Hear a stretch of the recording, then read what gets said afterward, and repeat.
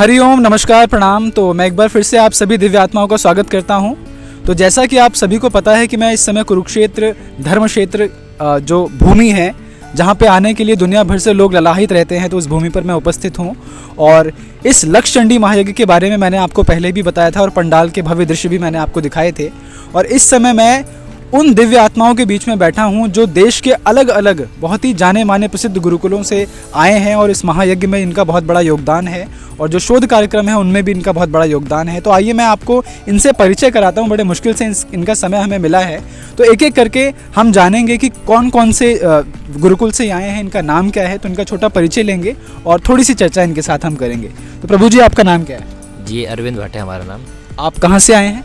जी, ऋषिकेश। और आपके गुरुकुल का नाम? श्री भगवान दास आदर्श संस्कृत महाविद्यालय। तो और ये कौन से राज्य में है? जी, ये उत्तराखंड।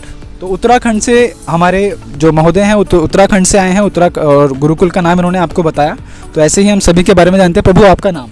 जी, अनिकेत शर्मा। और कौन सा गुरुकुल है आपका? मेरा महर्षि। और कौन से राज्य में आप रहते हैं? जी, अभी वृंदावन में रहते हैं। प्रभु, आप भी बताएं अपना। पकड़ लीजिए और देते जाइए। मैं वृंदावन में रहता हूँ और राधा कृष्ण संस्कृत विद्यालय से पढ़ रहा हूँ। मेरा नाम अशोक मिश्रा है। मैं महर्षि में पढ़ा हूँ और एमपी का रहने वाला।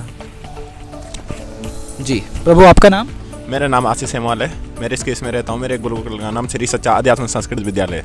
अरे वाह, देवभूमि ऋषिकेश से हैं हमारे महोदय। हाँ जी। मेरा नाम हरिशंकर दीक्षित है। मैं महर्षि वेद विज्ञान विद्यापीठ जर्रापुर गुरुकुल में पढ़ा हूँ। अभी मैं श्रीधाम वृंदावन में रहता हूँ। मेरा नाम अनिल द्विवेदी है। मैं प्रयागराज से हूँ। मेरा नाम पुरुषोत्तम चतुर्वेदी है। मैं प्रयागराज धर्म ज्ञान उपदेश संस्कृत विश्वविद्यालय से पढ़ा हुआ हूँ। दिल्ली में रहता हूँ। तो अभी सभी का परिचय मैंने आपसे कराया, लेकिन अब ज़रा थोड़ा सा जानते हैं कि आखिर ये जो एक जीवन है, जो पूरा ब्रह्मचर्य आपको सिखाया जाता है, कर्मकांड की आप शिक्षा लेते हैं, वेद इत्यादि का आप अध्ययन करते हैं, तो कैसा अनुभव रहता है और क्या स्वयं पे एक जो प्रभाव है, परिणाम है, निकल के आते हैं, तो उसके बारे में जानते हैं कि प्रभु आपका कैसा अनुभव रहा। आप मुझे थोड़ा बताएं, कितने वर्ष से आप ये अध्ययन का काम कर रहे हैं, गुरुकुल में पढ़ रहे हैं, और कैसा अनुभव है आपका, वो बताएं थोड़ा। जी, मतलब अच्छे विचार वगैरह जी, और संस्कार सिखाया जाता है। मैं बहुत प्रकार से कैसे रहना चाहिए, समाज में क्या बातें करनी चाहिए वगैरह, सब इससे परिवर्तन आता है सब में। कितने वर्ष से आप गुरुकुल में? हमें 5-6 वर्ष हो गए। तो 5 से 6 वर्ष हो गए। और अभी तो मुझे लगता है कि कुछ ऐसे भी हमारे बीच में दिव्य आत्माएं बैठी होंगी जो इससे भी ज़्यादा वर्षों से गुरुकुल में रह रहे हैं। तो मैं आपसे जानना चाहूँगा कि प्रभु के आपको कितना वर्ष हो गया गुरुकुल में रहते हुए और ये अध्ययन अध्यापन का कार्य करते हुए? वर्तमान में आप क्या कर रहे हैं?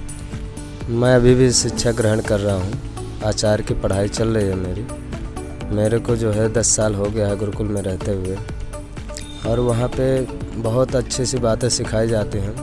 संतों के बीच में रह कर के जो है कि हर तरह से संपन्न व्यक्ति निकलता है, जो जीवन में बहुत कुछ आगे कर सकता है और दूसरों को भी सिखा सकता है।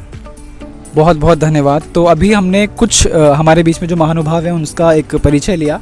और भगवत गीता जब हम पढ़ते हैं तो उसमें पहला सूत्र ही आता है कि धर्म क्षेत्रे कुरुक्षेत्रे समावेता युत्सवा माम का पांडवाश्चैव किम कुर्वन्तु संजय।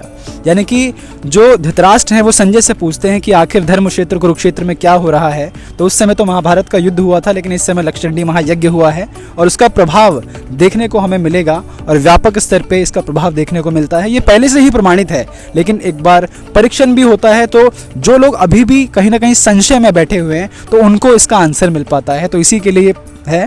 तो बहुत बहुत धन्यवाद आप सभी का जो अलग अलग आए हुए हैं। और आने वाले 2 दिनों में पूर्ण आहुति भी है, तो आप सभी अगर कुरुक्षेत्र आना चाहें और पूर्ण आहुति में भाग लेना चाहें तो आप सभी आ सकते हैं। अपने जीवन को सकारात्मक दिशा देने के लिए, दृष्टि देने के लिए आपको यहाँ आना चाहिए। धन्यवाद। शुभ रात्रि। शबक है। Take care. अलविदा। Thank you. जय श्री कृष्ण।